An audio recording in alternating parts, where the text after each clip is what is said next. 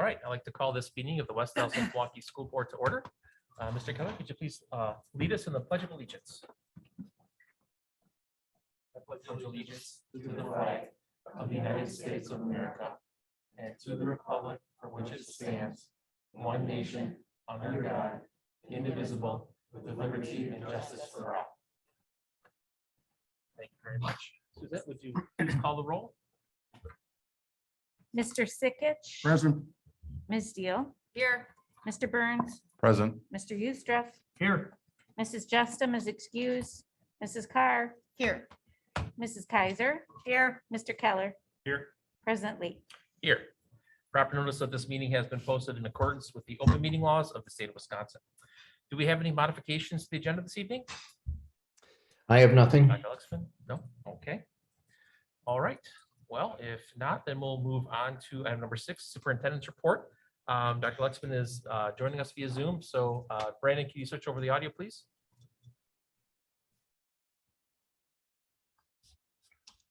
Okay, can folks hear me? Great. Deidre, can you start? Let's start with 6.1, our update on returning to in-person learning. So if you could pull that up.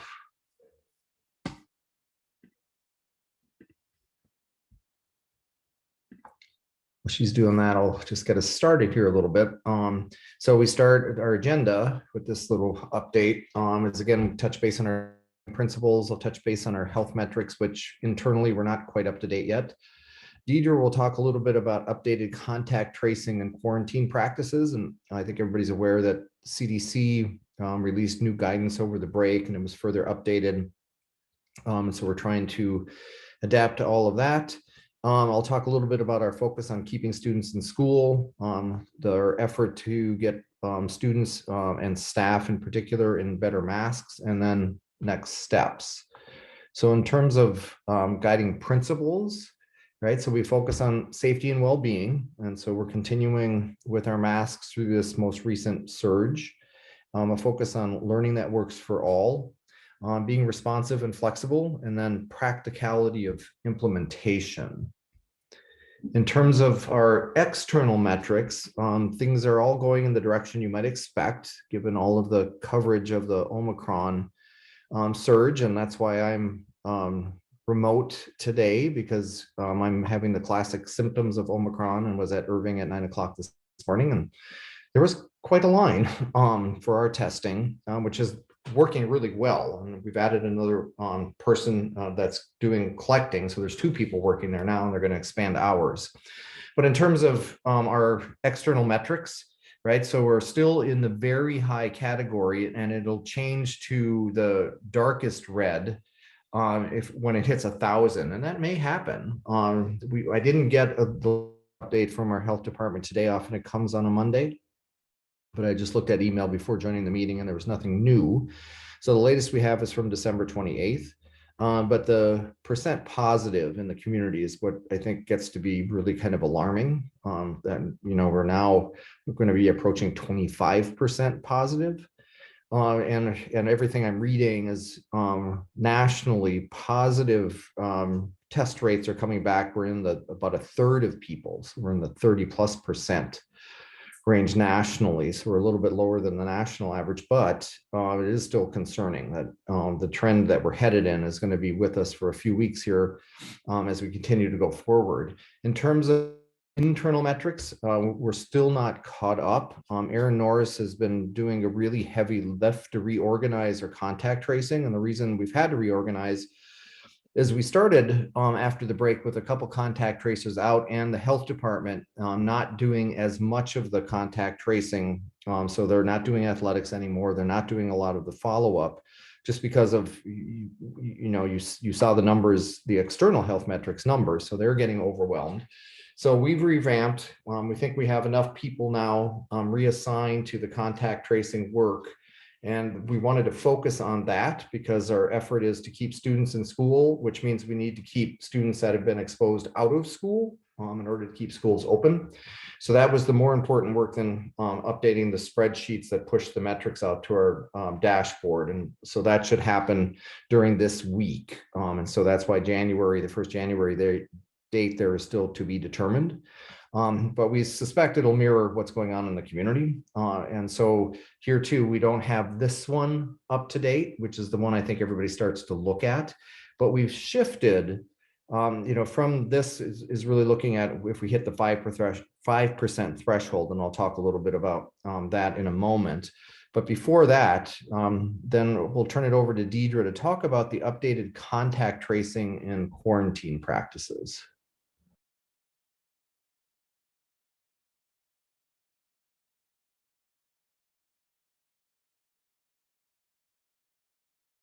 Positive, our students who needed to quarantine.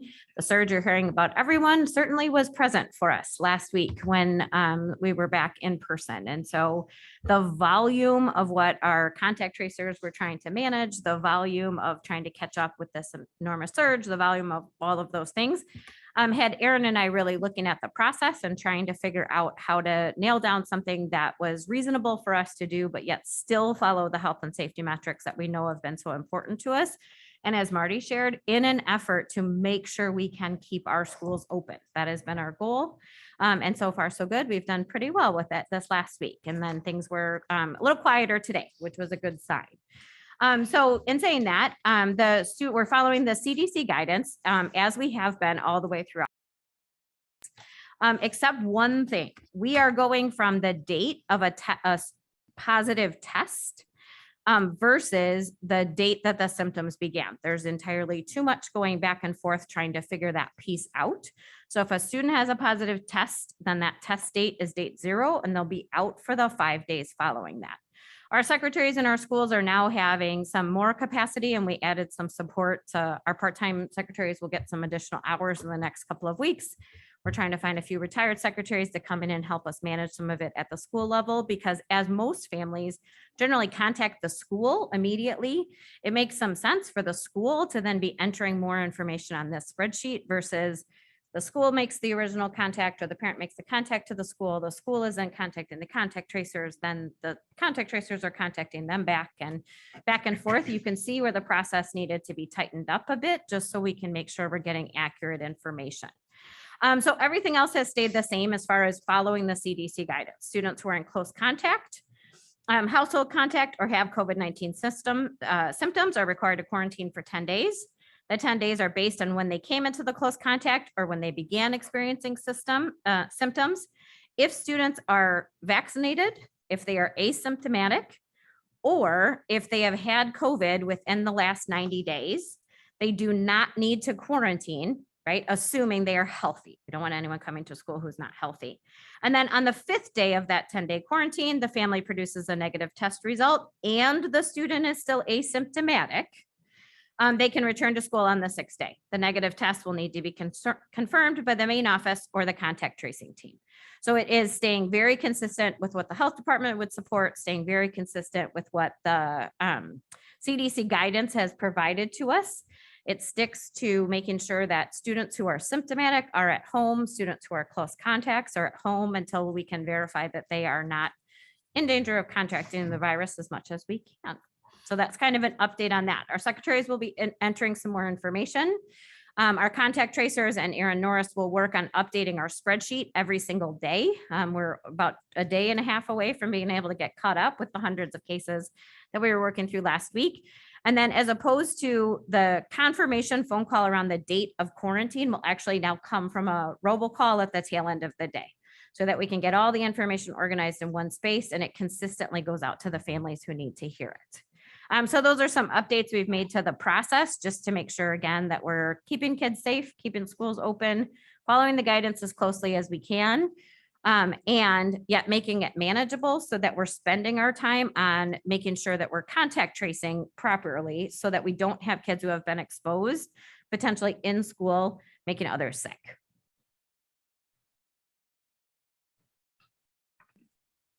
So Marty, I will turn it back over to you. Okay. So can folks hear me again? Okay, thank you. So in terms of, like Deidre said, our focus has really shifted rather than the 5% threshold to close a school, as I shared in the letter to parents and staff, in conversations last week with area superintendents, health departments, and we all kind of looked back at the threshold we set back at a time when, everybody thought that made sense. And it was pre-vaccinations. And as we discussed it and what we learned from the challenges of virtual learning and the impact on social and emotional well-being, we think it makes sense to focus on what are the strategies to keep schools open and students in schools with us and with their peers. And so when I started to really think about, well, that 5% and how many does it actually take in a school to close a school down? And I put this little table in that letter to staff and parents. And I think it's pretty powerful. When you look at just these 4 schools, it only takes 135 students to impact the education of 2,920 other students. And we start to think about it that way, I think it does make more sense to focus on the contact tracing, making sure students that are positive or have been exposed are not in schools and everybody else can be. And so that's where we've put the energy in the last week and 1 day. And it feels like a lot more than a week and 1 day. And we've made a lot of progress in that time. But that's where we are in terms of trying to move forward. And like Deidre said, today was a better day in terms of the number of teachers that were out and the number of unfilled substitute requests has improved a little bit, and that's all encouraging for us. One of the other strategies that the CDC has been promoting is really better masks, and they talk about in their guidance well-fitting masks. And so we have ordered 10,000 KN95 adult masks, and they were ordered and shipped last week, so they should be in soon. And we'll distribute those to all staff and any of our older students that want one.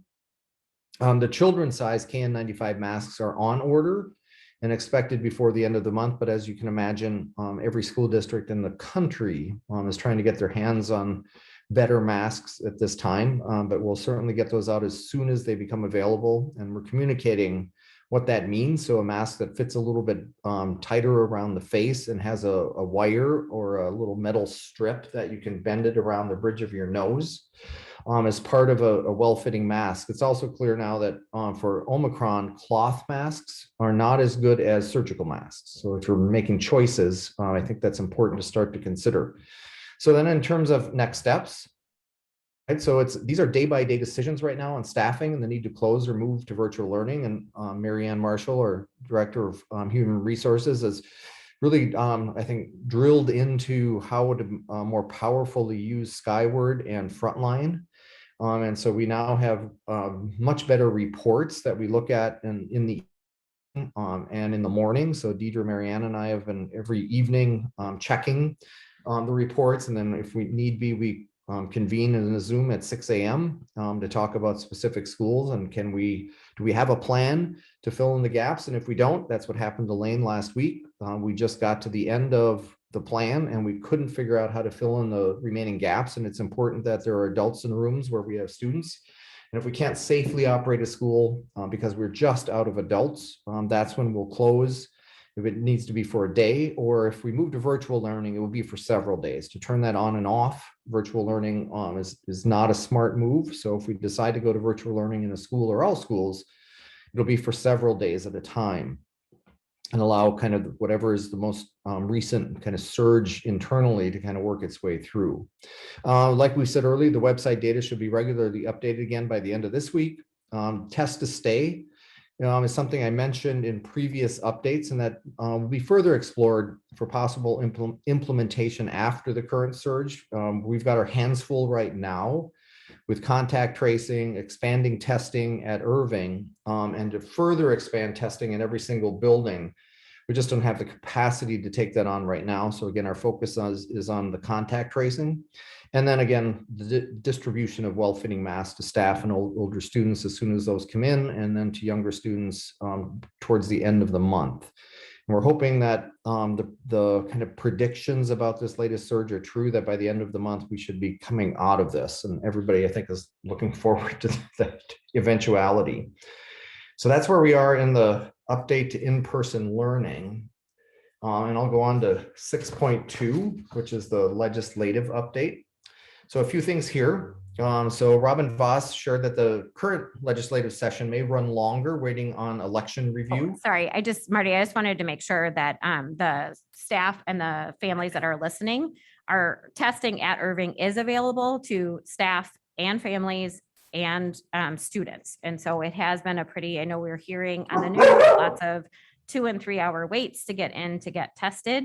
And we were not having that experience at our own testing center right here at Irving. So it is open each morning from 9 to 11. It's a drive-up service at the back end of Irving so that we're not bringing people who need to be tested for COVID into a school, obviously.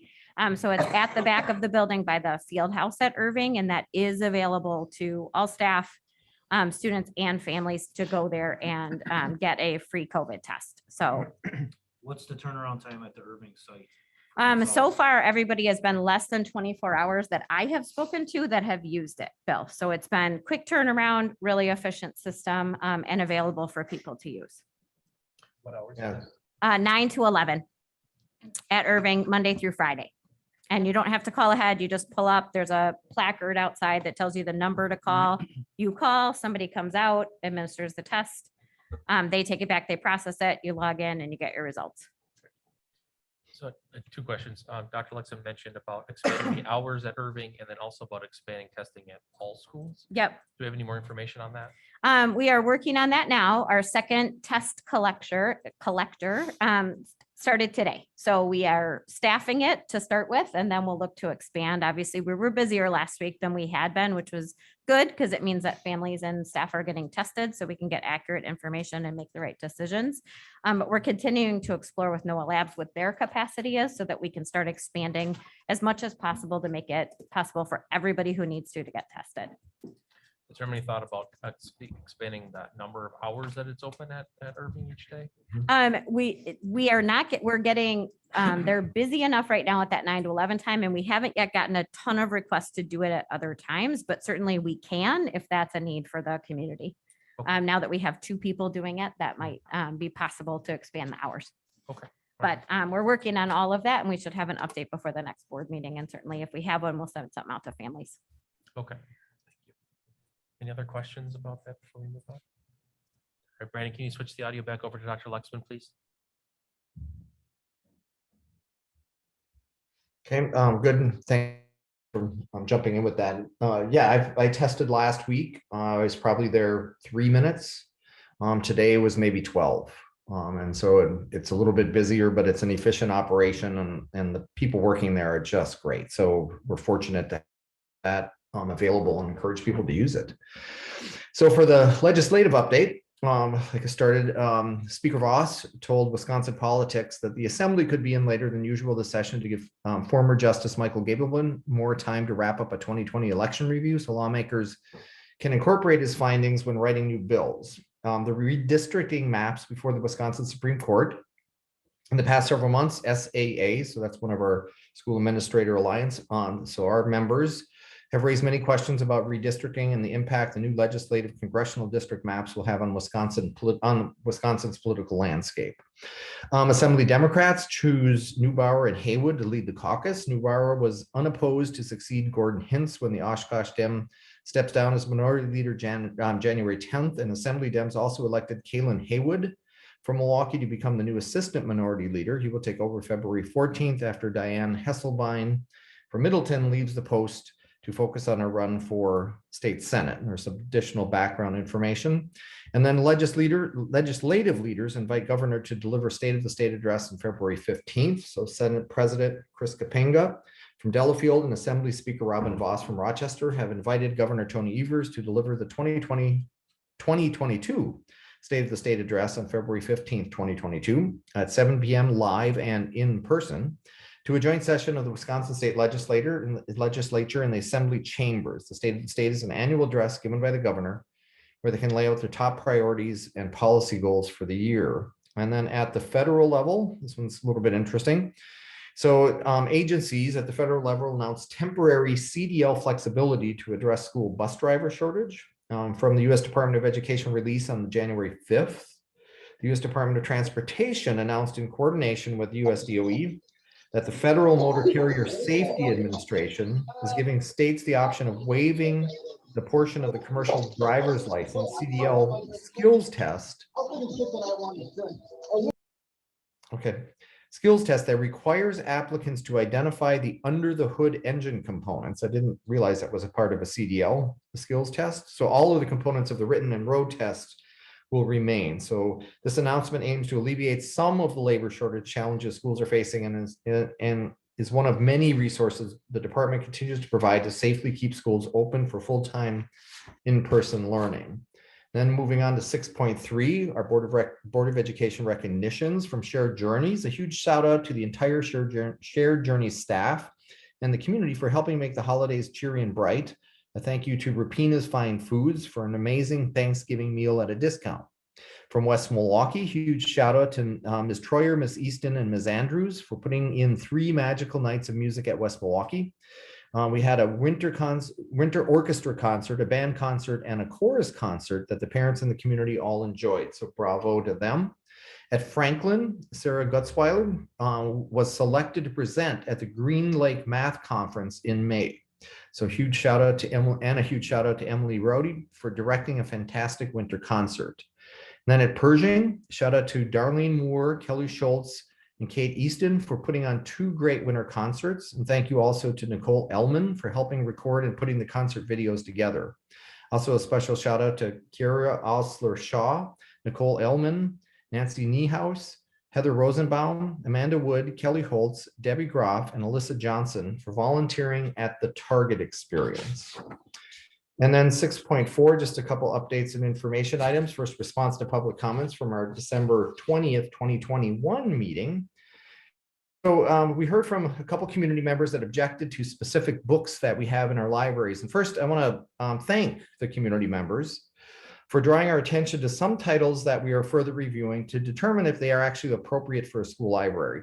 And it happens. There's not a high-level, one-stop kind of review. There are rules that govern kind of how books get selected for libraries. But school libraries in each school make some decisions. And sometimes we can end up with books that at further review, we're like, maybe that's not quite what we want on our shelves. And so we're looking at that more closely, and we appreciate having community members draw attention to some of those. However, one of the titles specifically referenced and a passage read from it at our last meeting has never been in the school library collection. So this is Lawn Boy by Jonathan Invison. I think that's how you say his name. We do have the children's book, also titled Lawn Boy by Gary Paulson, but we have looked and reviewed, and our system actually tracks when when books are removed from the collection, and there's no record of that book. But a list of questionable books was referenced by one member of the public and then later shared with us, and we appreciate getting that list. The list includes books believed to include sexually explicit content, and that's the title of the list. So like I noted, we're reviewing some of the titles, and we should.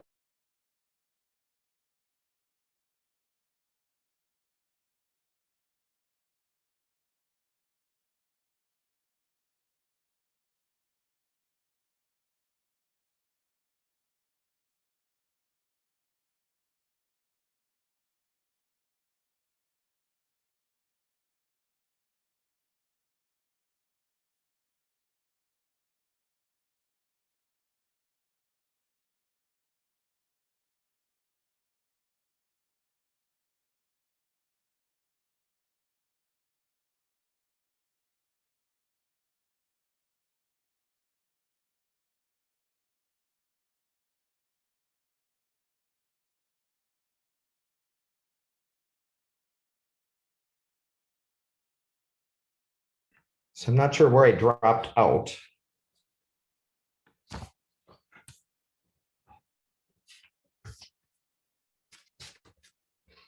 So I'll back in talking about one of the books that is on the list of books contains sexually explicit content that I think is entirely appropriate for us to have on our library shelves. The book is called A Tango Makes Three. Now, this is a board book, which meaning it's for children, right? So it's one of those really hard cardboard books. And it's a special story about a different family. And so I'm going to read the summary from Wikipedia. The title Entangle Makes Three is a children's book written by Peter Parnell and Justin Richardson and illustrated by Henry Cole, which was published in 2005. The book tells the story of two male penguins, Roy and Silo, who create a family together. With the help of the zookeeper, Mr.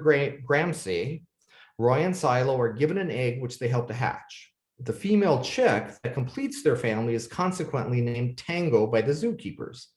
The book was based on the true story of Roy and Silo, two male chin-strap penguins who formed a pair bond in New York's Central Park Zoo. Now, it is a book that's been challenged in different parts of the country that it is inappropriate for a school library. I don't think it is. I think it's, in our school district, we're a very diverse district, and I believe that we have the unique privilege and responsibility of serving all of the public's children. We serve all of the public's children. So we serve families with two dads and families with two moms, and the children of these families should have their experience in the world reflected back to them in the books and stories they experience in school. So representation matters. So we also had several members of the public comment that we do not need the referendum, or that there should be a public hearing on the referendum. So it is not possible to significantly improve school facilities without additional community support. So we see this happening all across the state, and our communities and our students deserve updated schools as well. There will be a number of community information sessions and other materials shared that explain the referendum and the proposed project in greater detail. In the end, the public hearing is really the question on the April ballot. So ultimately, the public will decide if this is the right next step for our facilities. Finally, we had a community member indicate that he felt we are exaggerating COVID too much. Much has changed in the weeks since these comments, and it does not appear that we are exaggerating. However, we are focused, like we said in the first part of the superintendent's report, we're focused on keeping students in school as much as possible and focused on keeping ill students out of school. And then a couple other updates. Like I mentioned, we are finalizing the communication and information strategies related to the April referendum question. There are some misunderstandings in the community about the high school portion of our facility master plan, and we're going to work to clarify that. I'm going to mention it now because we're going to continue to work on this. The misunderstanding from some of the reporting in media that happened in December is we are not tearing down the two current high schools and building a brand new school building. Right? We're not tearing down two buildings. Our plan, if supported by voters, is to repurpose the existing Nathan Hale building and expand it to fit all of the students from the two high schools.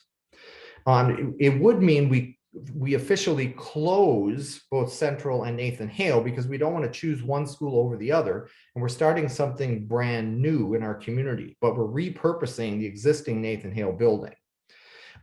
In addition, the plan will include a new field house for athletics, a new theater for performing arts, and an all-new career and technical education center and the shops.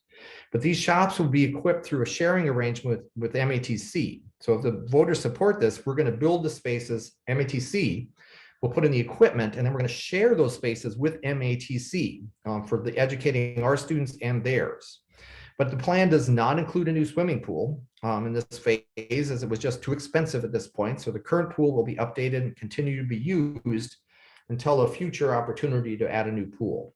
And then finally, next day is Dr. Martin Luther King Jr. Day. So it is a day off for students and a professional learning day for staff. And we encourage everyone to spend some time on this day learning more about Dr. King and the many aspects of his legacy. In coming years, we'll develop a calendar where this will also be a non-work day for staff in honor of Dr. King. And that concludes the superintendent's report.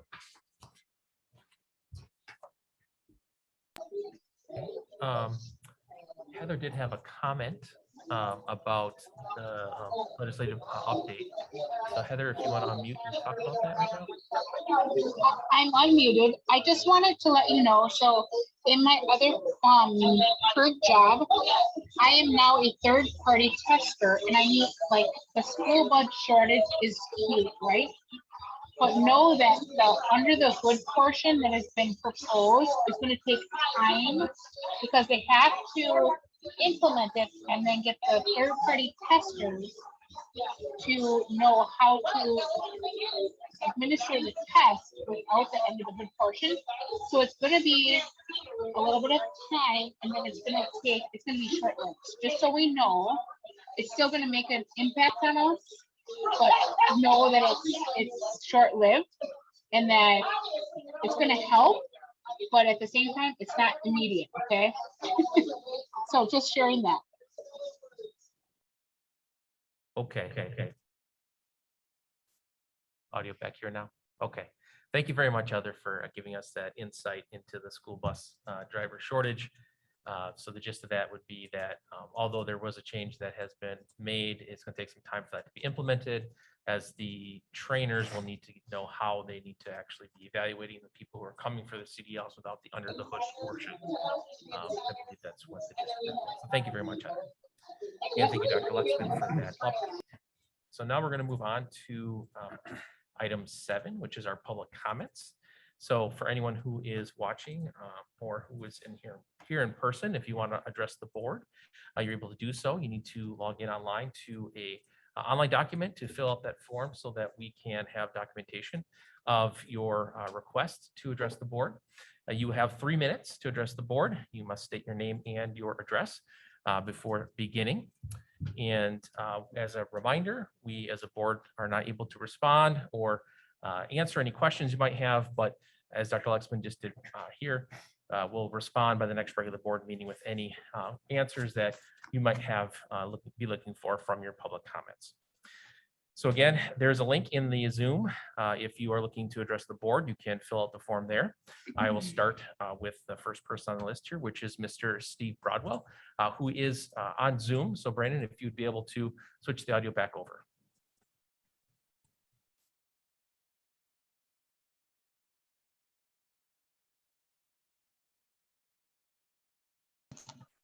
Can you hear me? Hello?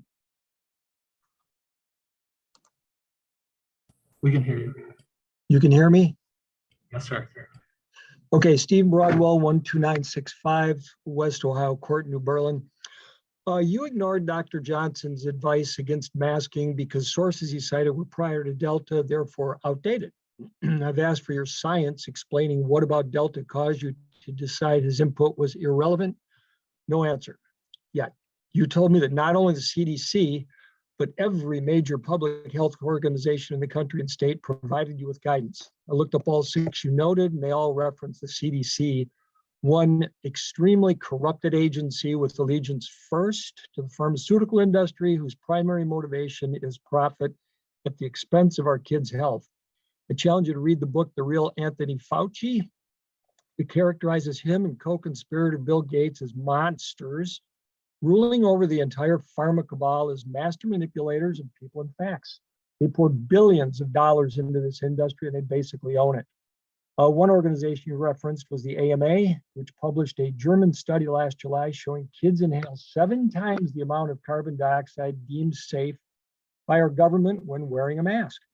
Dr. Scott Gottlieb, former FDA commissioner, said last week that masks don't work.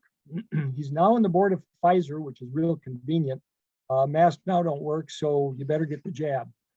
Fauci, who 2 years ago said masks don't work, also said last week that the vaccine is not effective against Omicron. The CDC changed its typical arbitrary guidelines from 10 to 5 days for quarantine. As you know, masking stunts growth, causes communication problems, psychological stress, drug abuse, anxiety, depression, and a Brown University study showed a 20-point IQ reduction. Marty previously stated that emotional problems and disruptive behavior increased with the onset of the pandemic. It was not the pandemic that caused these issues, but the way you handled it. You had to hire psychiatrists to deal with kids suffering because you have lost the capability to think critically. Look up mass formation psychosis, which describes your collective actions. Sorry, but your neurotic behavior is now reflected in our kids' emotional distress. Some say N95 masks might offer some protection, but only if worn following strict CDC guidelines. You really think for a minute that our kids follow those guidelines or even wear them? Looks like maybe they will now. You offer mask wearing classes and constantly monitor them to ensure compliance. Doctor organizations that don't prostitute themselves in the competition for billions of federal grants to advise against masks that harm our kids, or vaccines that we know don't work, which have killed 21,000 Americans to date, not to mention over 1 million other adverse events, many permanent. You're creating a generation of frightened kids with your fear campaign. More kids die from the flu than COVID, and that is a fact. Who are you so afraid of that it causes you to make decisions that harm our kids? I'd say Dr. Johnson is the only one that got it right. Brandon, if you get audio back. Thank you very much. We'll move on to the next person on the list, Mr. Joe Mikolajczyk.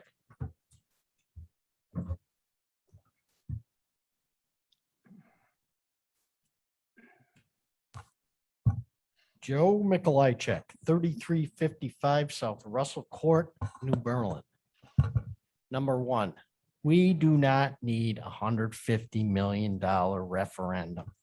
Again, I will state this huge number so that it will be more understandable to the board and to the general public. That is $21,000 per student. I'll repeat that. $21,000 per student. Enrollment is down, and you want more money for Taj Mahal public school, high school. Here's an idea. You need to sell all unneeded school buildings and property first. Then, when you have that money, talk to the public and get approval to determine what is necessary as far as working on the high school. Number two, you have or will receive $23 million of COVID relief from the federal government. Now that is $3,200 per student. You've already frittered away a lot of that money. Many, if not all you board members, consider this funding free money. It is not free money. It is taxpayers' money.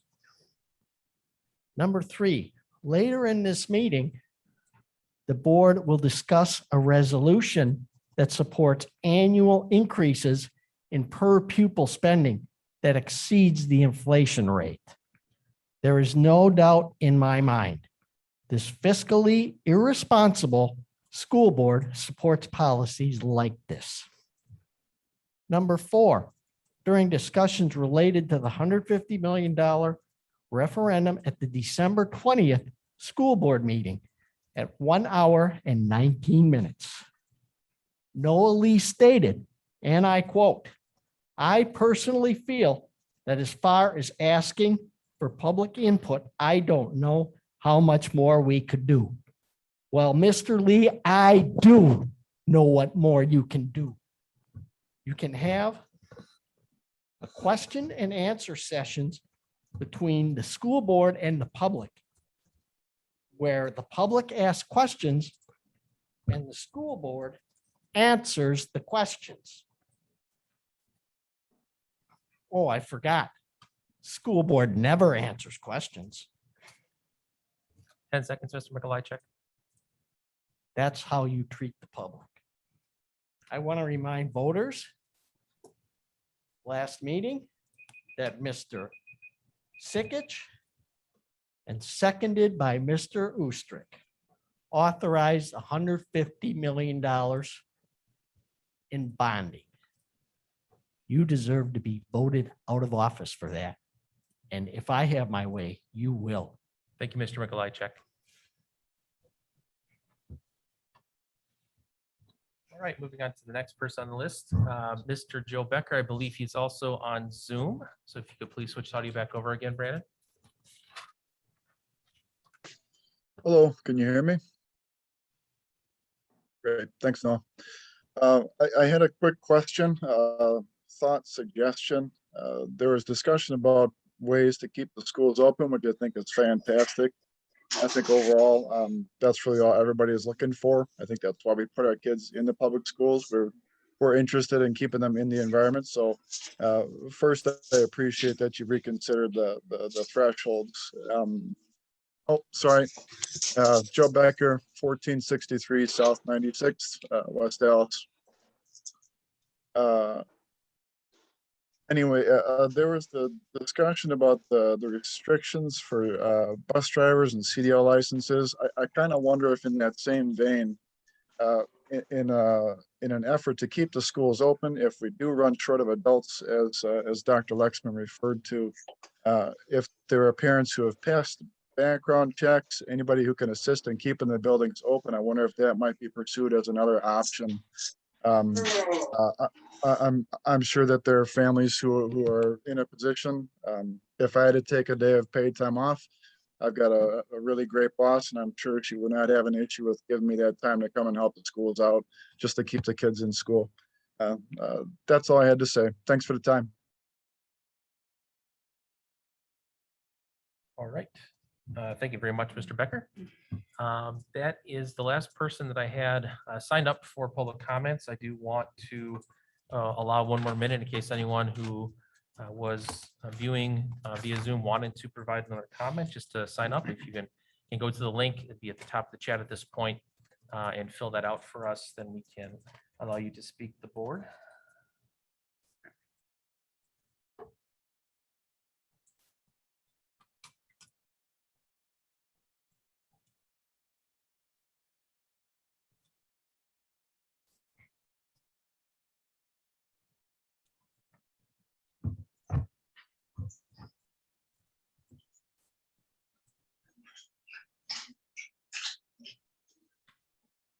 All right, I'm not seeing anyone else sign up. So at this time, I'm going to go ahead and close public comments.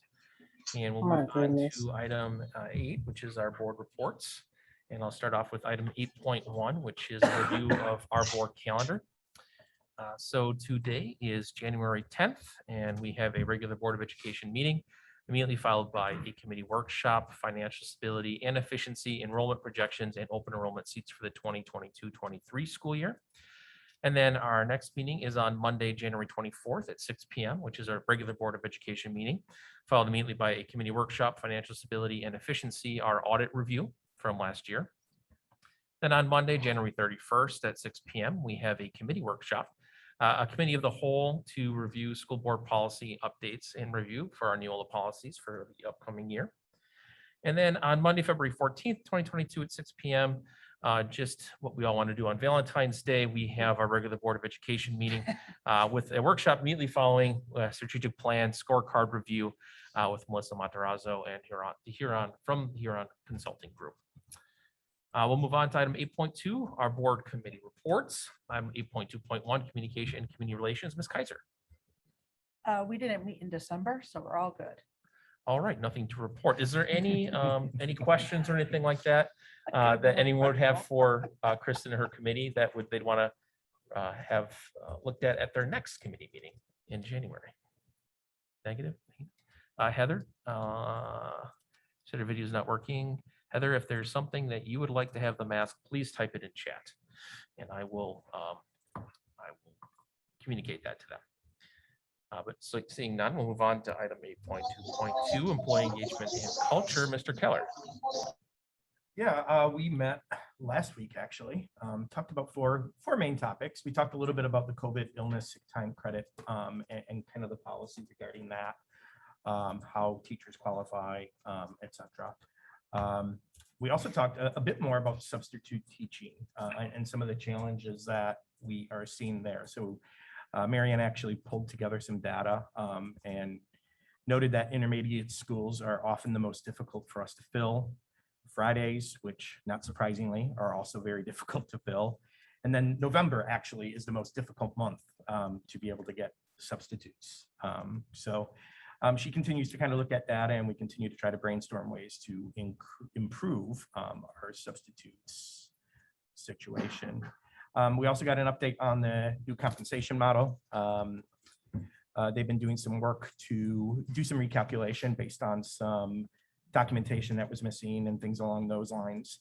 That part has concluded. And really the next step is going to be identifying areas of concern and developing a solution while taking into consideration the available funds that we do have. And then from there, a conversation about personal and incentive time rollover.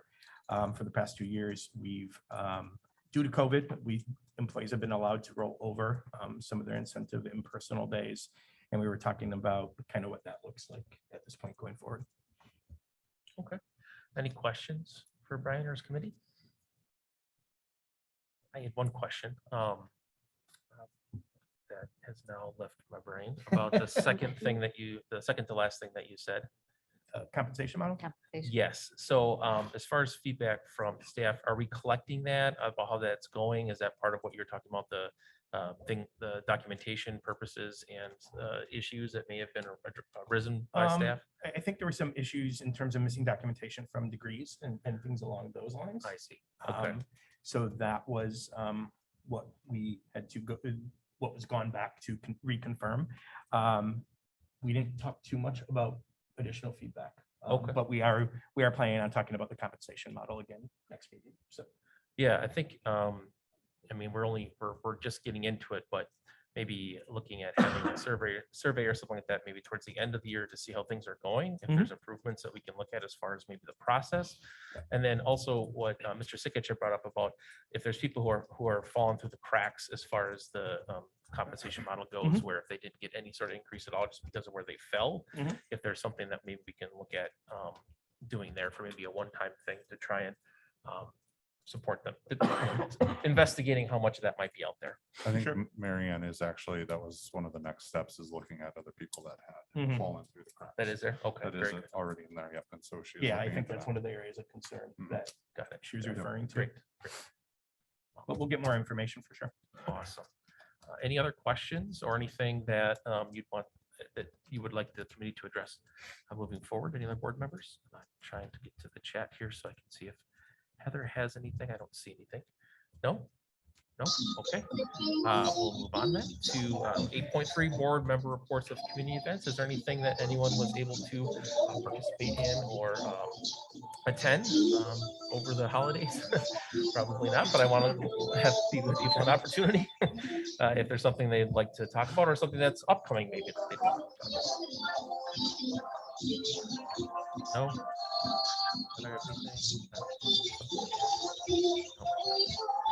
Right. All right. Well, if not, then we will move on to item 9, our consent agenda. We have 3 items this evening. Item 9.1, approval of minutes from our December 20th, 2021 regular board meeting. Item 9.2, our employment summary, and item 9.3, our supplementary contracts. Is there anyone needs anything separated out? No, Heather, if you need something separated out, please type it in the chat. Not seeing anything, I would look for a motion. So move. Second. Moved and seconded. Any last minute discussion? All those in favor? Aye. Let's move on to our action item. Just one, item 1.1, the WASB resolutions. Myself, Ms. Kaiser, and Ms. Deal. So I think I'll let Ms. Kaiser talk about it. So everyone received these. These are the resolutions. WASB, you, as every year, boards in the state can put forth resolutions that they would like to have passed at the annual meeting. And we didn't put any forward this time, but these are the ones that were essentially agreed to and put forth that will be voted on at the annual meeting that's coming up here in the next week, 2 weeks. Next Tuesday through Friday. Tuesday through Friday. There we go. So as part of the process, so Ms. Kaiser is our representative and she will be casting the vote for our school district. But we all have an opportunity here to discuss, or we can suggest if we want any sort of amendments as far as, you know, here's the resolution as it is now. I'd like to see this added or that added to it or this taken out. It's something that can be brought up during the discussion process of the WASB meeting. But then we would then vote as a board if we would like to pass these resolutions so that Ms. Kaiser can cast the vote upon our behalf. So we have the resolutions in front of us. Does anyone have any questions, comments, concerns, any changes that they would like to see possibly addressed? And then we could always, if nothing, I would look for a motion then to do something with them. And Heather, I'm looking at if you have anything. Hear me? So moved. Not, and I would look for a motion. You want to say something? I'm sorry. Nope, I was gonna say I motion to approve. Moved and seconded. Any last minute discussion? If not, all's in favor? Aye. Aye. Opposed? All right, that passes. Okay, so that ends the regular portion of our meeting. We're going to move right into our workshop.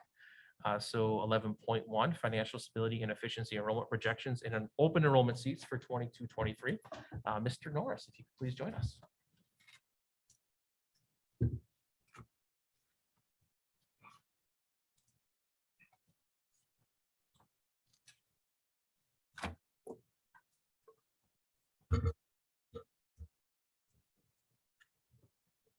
Thanks for being our delegate. Excited I get to go this year. Last year I was dying. It's kind of nice yearly turnaround. Good improvement year to year.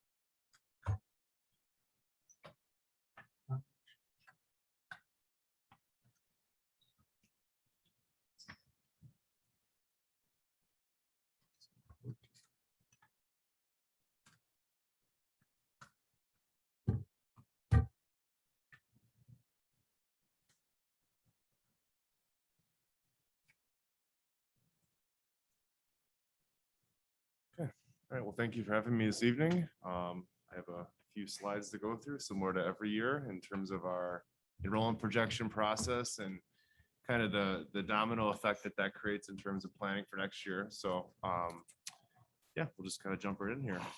So kind of the overview and what we'd like to talk about here is kind of describing the enrollment projection process and the procedures we go through to kind of get our total enrollment by school and by grade for the 2023 school year.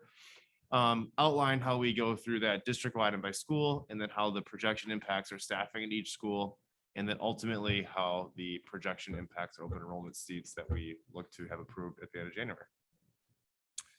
So the projection process encapsulates 3 steps, essentially. It's the roll-up of each grade. It looks at transition grades. So historically, we look at past years in terms of where we've seen transition increases and decreases. And then also with the inclusion of the Roffers enrollment study, I took that into consideration the last 2 years as well.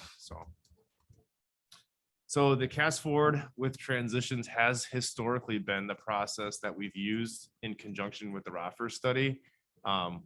We've been able to, in the short term, with the exclusion of the COVID year, been within 1 or 2% of the projection every year. So the process itself has been very, it allows us to be very efficient and effective in staffing and keeping our schools at the student teacher ratios that we're aiming for every year. So the process includes removing seniors, advancing each grade, making adjustments at 9th grade. That's the largest one, in a kindergarten. So 9th grade, we see an influx of students coming back from open enrollment, students leaving private schools, attending our high schools. As you all know, there's less public or private high schools available to students. So we see that's a lot of the assumptions that we use. And then in 6th grade and at 12th grade recently, we've seen increases in students as well. And then we take the projected enrollment and we apply that to be 92% of our planned enrollment. And then essentially anything less than 92% we allocate for open seats or open enrollment. So if we were at 90% in a grade, we would have 2% of that grade open for open enrollment. And that 8% difference is what we use, and we leave that as a buffer for students when they come and enroll mid-year. And that's been very effective. This chart's a little hard to read, but this kind of shows our enrollment in the far left column here. You can see our actual enrollments, and this is our projection enrollment. So what I kind of show you as a key here, 21-22, we currently have 674 seniors. And this year had 376 students in K4. So that's the key here, is that we're going to have 674 students exit via graduation, and we're seeing 376 students this year enter via K4. So that's about 300 students. So when we look at enrollment decline, which we've seen over the past few years, that trend seems to continue until you see classes here reaching the high 500s to 600s. So in our elementaries right now, we currently are living in about the mid 400s. Our intermediates are we have a 503 in 5th grade, mid 500s in 6th and 7th, or 7th and 8th, sorry. And then our high schools are in the 600s. So it's kind of the question I get a lot is, when will we expect enrollment decline to level off? It's really going to be once we have our classes of mid 500s kind of consistently in our middle to high school. That's when we'll see the years of the decline kind of not become as much of an issue, I'd say. So this is a better way to look at the data. So you can see the 674 here and the 376 here. And really, our trend line is going to continue to be like this until, we have this. Not sure why that happened. Hey, Aaron. Yeah. There we Um, go. Okay. Is Sorry it about possible to get this? I can't see any of this. Yeah, I can share this with you. Yeah, Okay, thank absolutely. you. Yeah, absolutely. So that's kind of just a good visual where we're at. Can I ask a question now, or should I wait for that? Sure. Next question. I'm just curious, just Mhm. because of COVID and is that taking into place? Because I know some of the K4 numbers have been lower in a lot of the districts, even in Mhm. private schools, so I'm wondering, was that taken into account, or is that just kind of? Yeah, so we do an enrollment projection each year. So by grade. So if you look, we have 1920, we had 469 kids in 4K. And during COVID, that went to 312. So you're exactly right. We saw a decline of about 180 students. We did see that jump from the COVID year to this year from 312 to 376. So we expect next year about 400, Oh, okay. So which that's- has I just historically wanted to been. see if we incorporate it. No, absolutely. It's a great question, because those trends, getting students in is the key. And start getting students early in the process is really going to help turn it around. So. And this is the total enrollment by year. So we had this year we had about 7,388 students. Next year we're anticipating 7,239. So that represents about 150 student decline. And that's about what I would expect it to be for the next 3 years, about 150 students per year. The big drops that we saw in years past, I don't expect to see from 1920 to 2021 of a 550 student drop. That's the COVID drop that we saw. That was unexpected, but this is pretty expected at this point. So. You can see this chart really breaks down where we were off in terms of our projection. So first column here, projected enrollment 21-22. We were expecting 7,505. We have 7,388.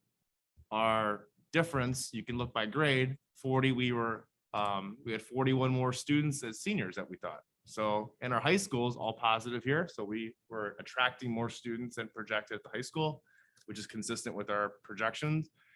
Middle school, we were down about 50 students, and then the big loss of the 117 was taken in our elementary. The 7,388 does not include PK students, which are 3-year-old students receiving services through their IEP. So we had about 50 students there. So really the net loss was around 70 students, which is about 1% of the projection. So we were within 1%, which is really, for a projection in terms of staffing, pretty good. So. And then you can see the projection here for next year where we anticipate things to be as well. So that's projected enrollment. Now we go, how does projected enrollment impact staffing and section size? So our current staff by school is listed here on the first column. And so what I'd like to show here is that we planned, Franklin's the first school, so I use it as an example. We planned to have 12 staff at Franklin with 248 students. That was the projection this year. TFS enrollment is third Friday in September.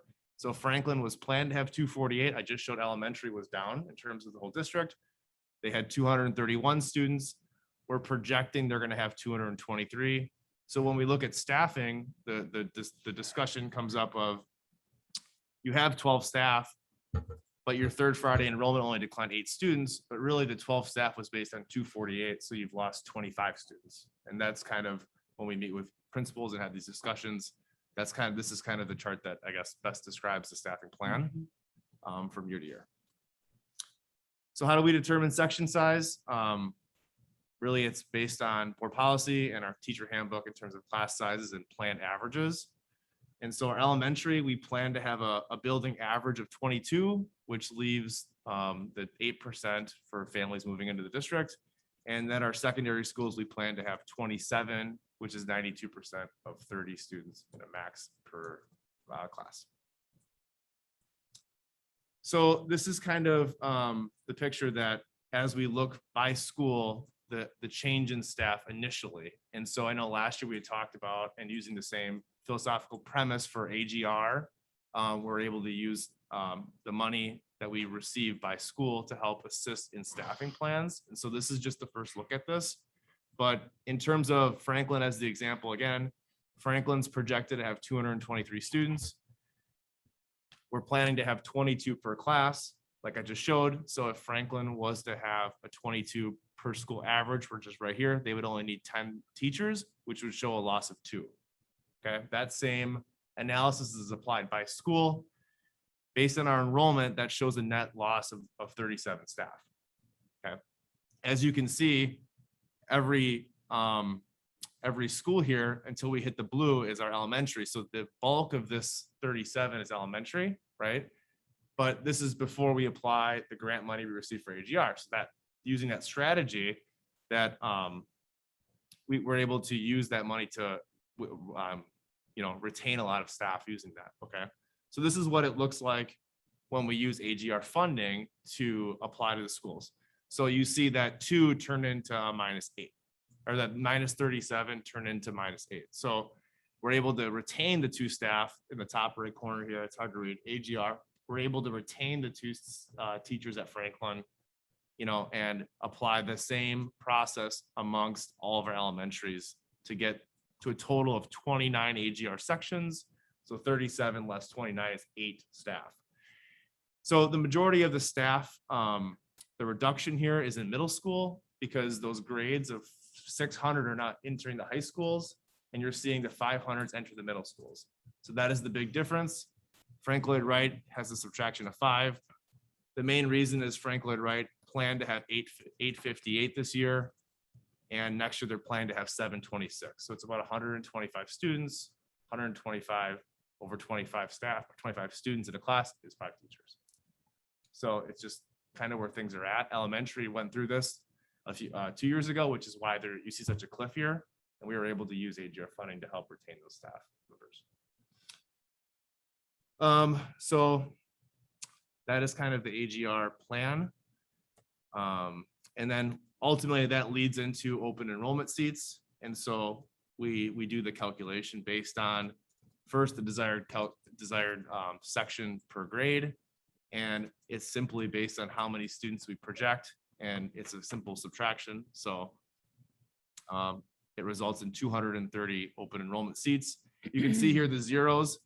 Those are in our middle schools because we're planning to have the middle schools right to 26, 27 students. So that doesn't leave many seats open for students. In other grades, you see that as well. So. And just to be clear about the AGR dollars and kind of some of the discussion is we do have some carryover money still left in AGR. So we're dedicating some of the carryover monies in AGR in an effort with a couple of things. One, to keep our high quality teachers that we have right now on staff. Because again, there's a teacher shortage for sure. And so we don't want to lose anybody. But 2, we also know that we're still going to be in another year of recovery from everything we've been through for the last couple of years. So we really wanted to make sure we dedicated every dollar we could to keeping those class sizes as low as possible for at least one more year. The carryover monies will then be essentially done at the tail end of next year. So what you never want to do is be reliant on something that's not regularly generating income, and you have to get to a predictable pattern. So over the next couple of years, we do have to adjust back some of those elementary positions because they're being paid for with carryover dollars. And once those are eaten up, we can't afford to adjust that into our Fund 10 budget. But it did allow us to carry forward staffing for next year, especially at the elementary level, so that we could be sure that we are using the AGL dollars, the carryover dollars appropriately. 2, retaining as many staff as we possibly can. And 3, keeping class size as low as possible, especially for one more year. So that is a lot of information in a short period of time. So if you have any questions, I'm happy to answer them. I'll certainly send the presentation out. So each of you have it as well. So then what we would look to do is second Friday count is next Friday. And so this is the open enrollment numbers as of today. Second Friday count can alter things a bit. It historically hasn't more than a few percent. So the numbers we would look to bring in 2 weeks might be slightly different, but functionally, this is kind of where things would land in terms of our calculation. And as normal for the seats for students with special needs, we've done caseload calculations. So each student gets like a weighting, and then we come up with an average per caseload. And then use that in the same, we cast forward what we project forward for students for special needs. And then we develop a number of students in the grade bands that we could accept who are students with special needs. So the student first and foremost has to get accepted in one of the regular ed open enrollment seats. And then if they have special needs, then they have to meet the criteria that we set out for the number of seats that are available. That's been far more limited in the last couple of years, and I anticipate it will continue to be so as we've just had a different intensity of needs in the last 2 years. And the last thing with open enrollment, I forgot to mention, is we will, and the action item in 2 weeks, we typically would see, just like you'd see here, in conjunction with special education. The second piece would be the approval of virtual seats as well. So I'm working with Devon and Adam about in terms of how many students they can accept by grade, and then that would be kind of built into the whole discussion in 2 weeks. Questions? Jane? Do you factor in retirements and, you know, people that are leaving because their husband got a job in Montana and all those good things? And as far as when you think about staffing? Yeah, I mean, those are all discussions we have, Mhm. you know, continuously. So part of when you see like 2 to 5 staff at a school, you know, Deidre or myself are having discussions with the principals, and, you know, are there people that they're looking to, you know, we have a teacher moving out of state. So there's discussions like that. You know, we try to iron those things out prior to sending out letters for staff. Yeah, that- and just encourage the staff, don't just wait and not return your contract, because if you are definitely moving out of state, you won't be teaching here anymore. And so just to let us know, turn in your letter of resignation effective the last day of school now, so that hopefully we don't have to go through as much of the reduction in force policy. And instead, it comes out of natural attrition. Exactly. And that's what I was, you know, like you're a numbers person Yep. and you've looked at trends. So of the staff that you say we might lose, you know, on average, you know, how many of them would not lose their job because of retirements? Is there any kind of trend that we can look at? Yeah, I don't have anything here tonight, but I Mhm. mean, in terms of having a reduction of 8, we certainly would expect to be able to absorb that. I mean, that's just at the, you know, the That's at 360 the view. elementary. If you start looking into like, you know, people's staff licenses and losing staff at the, Yeah. you know, someone resigns at the high school, but the intermediate teacher has a license to do that. I mean, there's flexible ways we can certainly look at that. And I know we do that. So. Yeah, right now, we'd be actually up 1 at the elementary Oh. using the AGR dollars overall as a net, and we would be down 9 at the intermediate. So it's that intermediate, you know, we knew this was coming 2 years ago when we did these projections. We knew we saw an increase of staff at our high schools. And then we had seen an increase of staff at the intermediate, but we had a reduction of staff at the elementary. We knew then we'd see a reduction at intermediate. And in a few years, we'll see a reduction at the high schools. It's just how the numbers are kind of catching up. So we anticipated that this was coming, but we are hoping The reduction of force system seems to stress people out pretty badly. So we are hoping that if we know of some natural attrition, Franklin Wright has not had a ton of turnover in the last couple of years. And as we sit here today, their projections are to be down 5. So we have to try to work with them and try to figure out if we have staff that we know are retiring, if we have staff that we know for sure are, again, leaving the state, if they've decided to, whatever, that the sooner we can officially have that word in HR, that's as soon as that can be accounted for in the picture of staffing. But we've been a couple of years where we haven't needed to use a reduction of force policy, or we've decided to suspend it in an attempt to keep teachers as we're always hiring, then come the end of August. So we're optimistic we're going to be able to do that, but we also have to make sure we're being fiscally responsible and not holding on to teachers that we don't have in the budget. Other questions?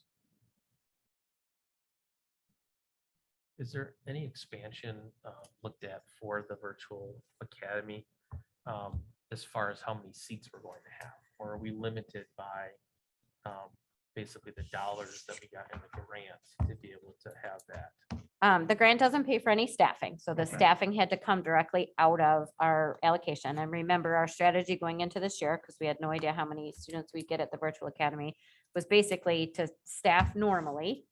And then however many students went to the virtual academy, we staffed kind of doubly staffed for the virtual academy, right? Because we had no idea how many students would come out of the 7th grade classrooms at Lane in order to be students at the virtual until the school year got going. Now Aaron's been able to work their staffing into the staffing projections in the same way, assuming we only have 1 year of baseline data, but assuming that enrollment stays the same. The reason the enrollment there is currently set at the number of staff we have.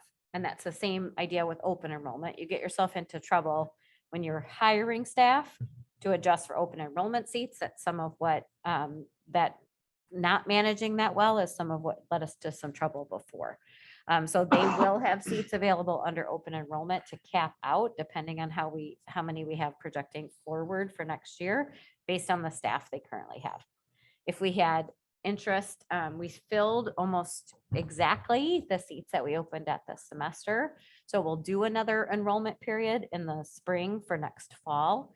And if we had a mass increase in interest, then we let it from resident families, then we would likely adjust the staffing, but we have a better way to predict where those bodies are coming from so that then this is not over when partially the reason it might be over is students are going to the virtual academy. So I know, with the referendum, with the high school question, part of our plan is to right size from elementary schools and middle schools. So looking at this enrollment, when are we going to start having discussions on timeframes on transitioning from 3 middle schools to 2 middle schools? And how are we looking at, transitioning from 11 elementary schools to 8 elementary schools? And how is that going to affect teachers? And what type of time frame, what type of discussions, what type, how are we taking that into effect? Because that, obviously we're going to have some really great communication with our staff on how and what we want to do, because we don't want to get to a point where they're going to cut me anyway, I'm leaving, those types of feelings. So what are we doing with that? When does that timeline start? I think Marty is on, and Marty, I don't know if you want to jump in on that one. Sure. Can people hear me?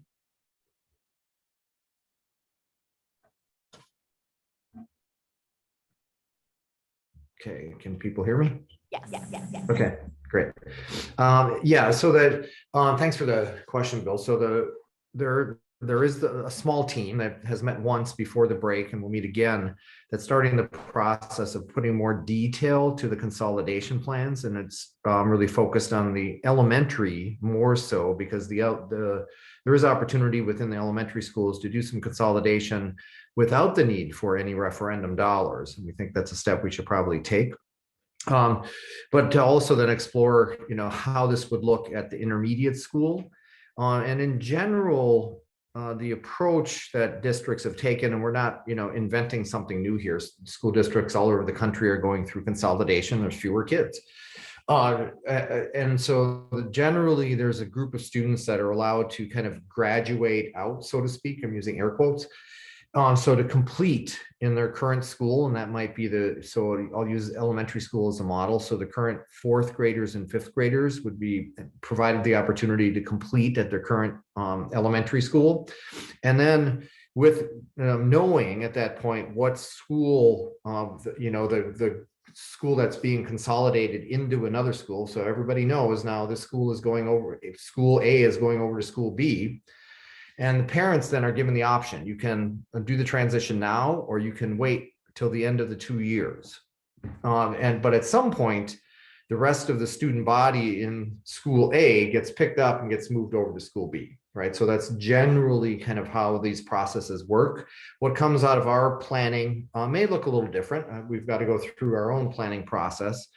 But that is, will be known kind of 2 to 3 years out, so we can start doing the communication with families, doing the communication with parents, with teachers in the transition work. And what we've communicated already is, given our enrollment projections, at some point they level out, and we won't lose teachers as a result of consolidation, right? We'll lose teachers because we have fewer students. But consolidating doesn't change the number of classroom teachers we'll need. It simply means those positions are in a different building, and we'll have opportunities for the teachers that are here and with us. So that's generally kind of the approach we'll take as we work through the process, and the impact on open enrollment we'll see as we work through it. But the formula process and what Aaron walked us through today would stay the same, unless the board wants to make some changes to it, but it seems to be working well for us. So that's generally how we approach it. But again, there's a team kind of working through the details of it, and we'll come back to the board with a plan in the coming months.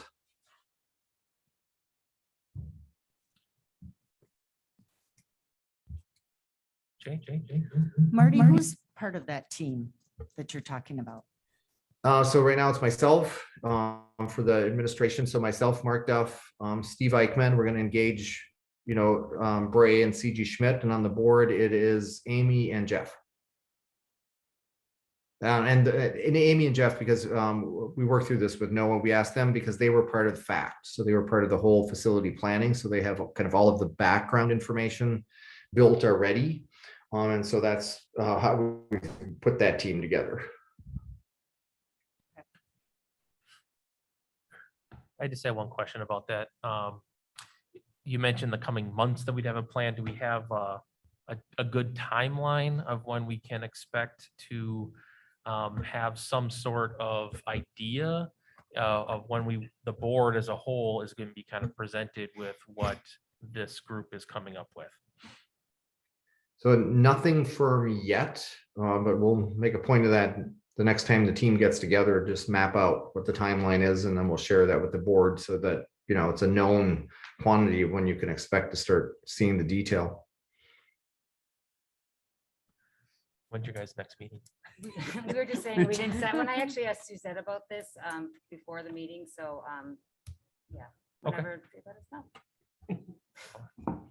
It's a little bit of a sidebar. Is there any other questions about the open enrollment seats or the process used to determine how many open enrollment seats we're going to have, or projections? I don't see any chats from Heather. If not, thank you very much, Aaron. Thanks for having me.